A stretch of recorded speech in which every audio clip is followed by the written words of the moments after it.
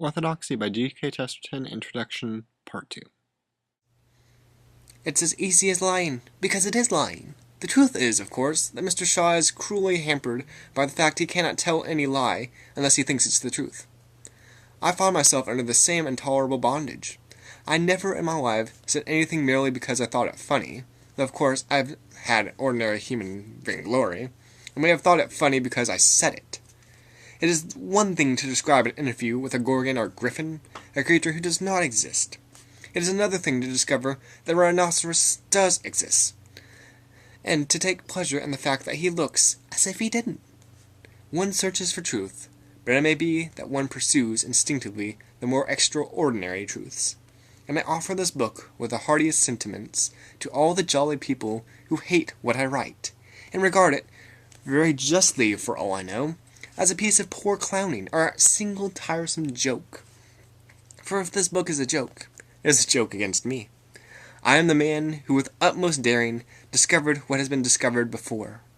If there is an element of farce in what follows, the farce is at my own expense, for the book explains how I fancied I was the first to set foot in Brighton, and then found I was the last, or recounts my elephantine adventures in pursuit of the obvious.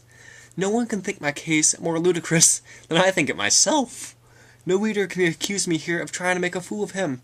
I am the fool of the story, and no rebel shall hurl me from my throne.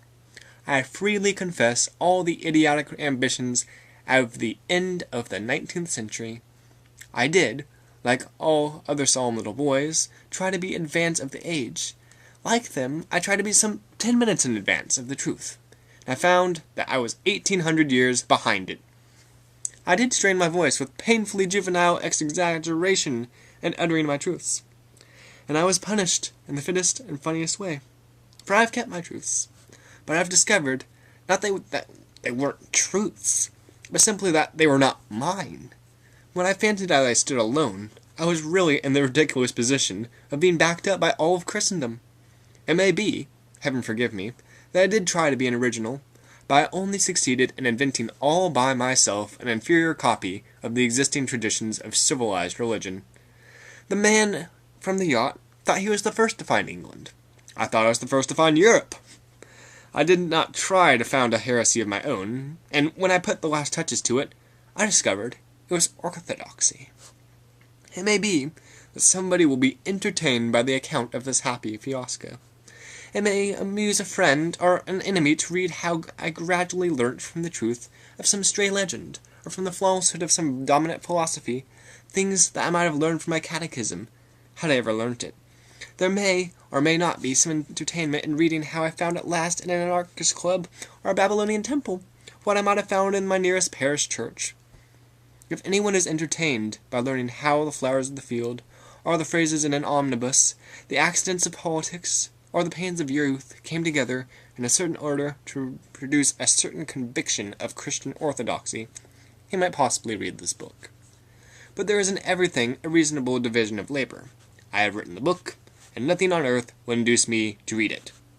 I add one purely pedantic note which comes, as a note naturally should, at the beginning of the book. These essays are concerned only to discuss the actual fact that the central Christian theology, sufficiently summarized in the Apostles' Creed, is the best root of energy and sound ethics. They are not intended to discuss the very fascinating, but the quite different question of what is the present seat of authority for the proclamation of that creed.